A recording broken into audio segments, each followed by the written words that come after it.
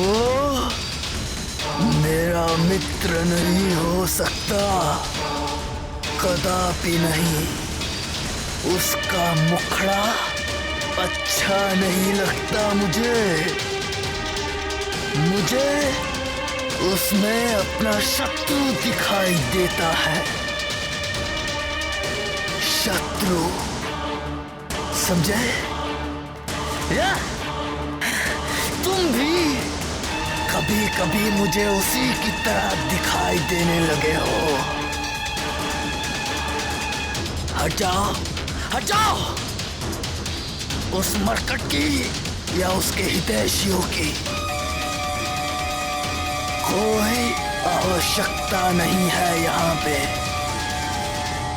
हट जाओ। हट जाओ। हट जाओ। हट जाओ।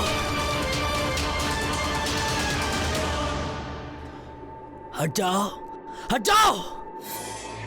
निकल जाओ यहाँ से।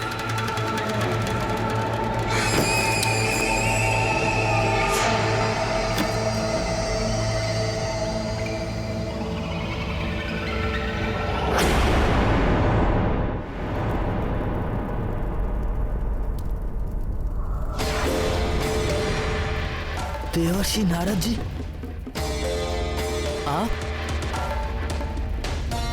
आप भीतर कैसे आ गए? ये घेरे और बंद द्वार मुझे नहीं रोक सकते। तीनों लोक और इस सृष्टि का कोई भी स्थान ऐसा नहीं है जहाँ नारद ना पहुंच सके,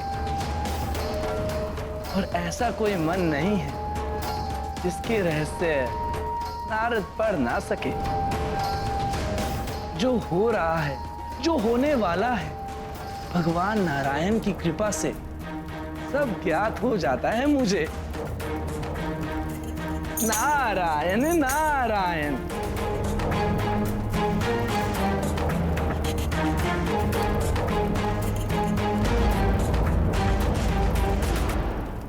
अच्छा, तो मन के रहस्य को जान लेते हैं आप। तो बताइए, इस समय मेरे मन में क्या चल रहा है? एक अग्नि ततक रही है तुम्हारे मन में। मारुति की विजय से उपजी अग्नि, उसकी बढ़ती प्रतिष्ठा उस अग्नि में त्रित का कार्य कर रही है।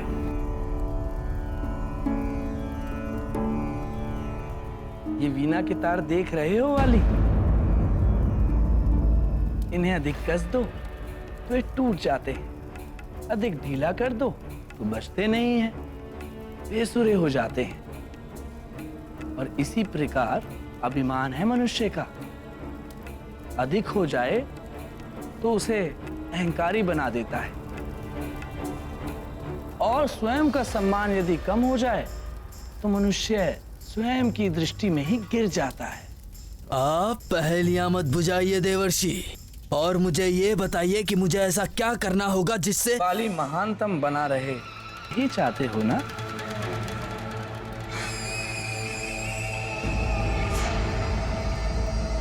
तो सुनो वाली, देवराज इंद्र तुम्हारे पिता, उनकी सहायता से तुम महानतम बन सकते हो।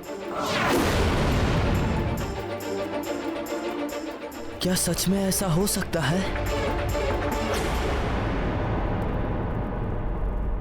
मेरा मार्गदर्शन कीजिए देवर्षि।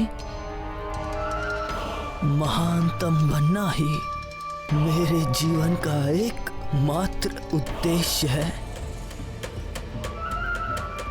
मैं कुछ भी करने को प्रस्तुत हूं। मेरी सहायता कीजिए देवर्षि, मेरी सहायता कीजिए।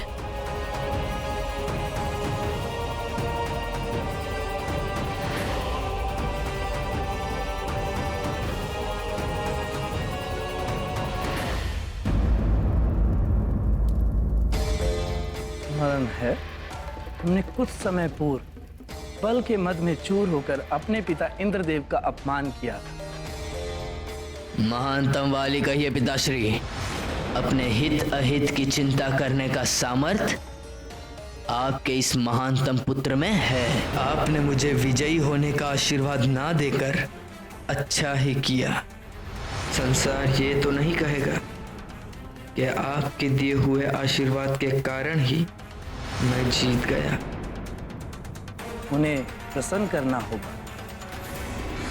किंतु वो तो अवश्य ही मुझसे अप्रसन्न होंगे।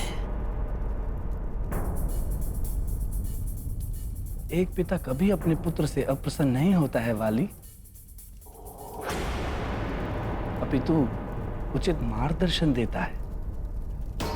अपने पिता इंद्रदेव को तपस्या से प्रसन्न करो। तपस्या में बहुत शक्ति होती है। तपोबल के द्वारा जिस प्रकार मोक्ष की प्राप्ति की जा सकती है, उसी प्रकार संसार में शक्ति, मान, सम्मान, ऐश्वर्य और समस्त भोगों को तपोबल से प्राप्त किया जा सकता है। नारायण नारायण।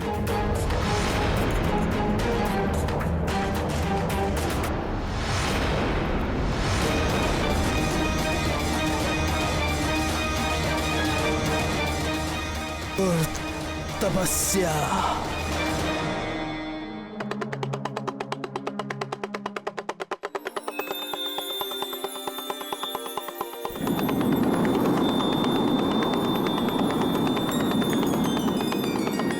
ये ध्वनि, ये तो डमरू की ध्वनि है।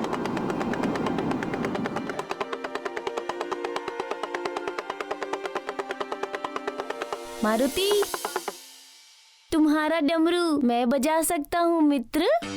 ये क्या बात हुई मित्र? मित्र भी कहते हो और पूछते भी हो। लो मित्र, बजाओ।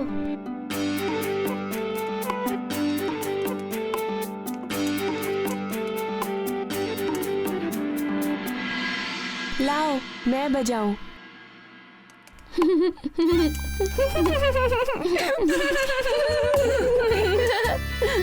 अरे अज्ञानियों, डमरू बजाने का भी ज्ञान मुझसे ले लो।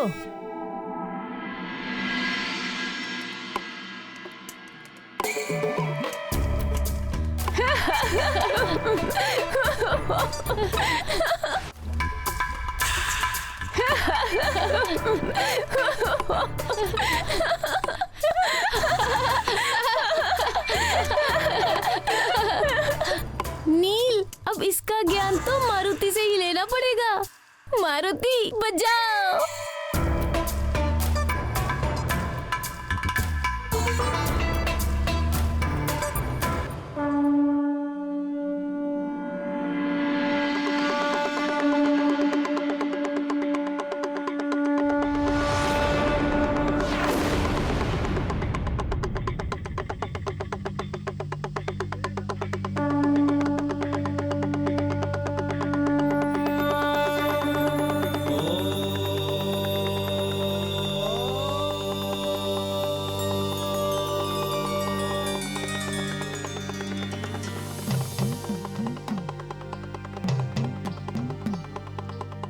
हे नटराज, स्वामी, मारुति कितना मधुर डमरू बजा रहे हैं, जैसे आप स्वयं बजा रहे हो। रुद्र अवतार हनुमान और मुझ में संसार भले ही भेद करे, किंतु वो है तो मेरा ही अंश। मुझे डमरू बजाना अच्छा लगता है, इसलिए मारुति की रुचि भी डमरू बजाने में है। सत्य है देवेश्वर। आप मारुति कौन सी लीला करेंगे? मारुति की जो भी लीला होगी देवी, उसमें कहीं ना कहीं संसार का कल्याण अवश्य निहित है, जिसका आरंभ होगा एक नए संग्राम। मारुति अर्थात मेरा अंश मेरे ही प्रिय वाद्य यंत्र डमरू से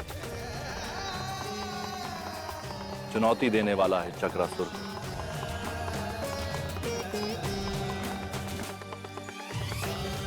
शीघ्र ही दोनों का सामना भी होगा।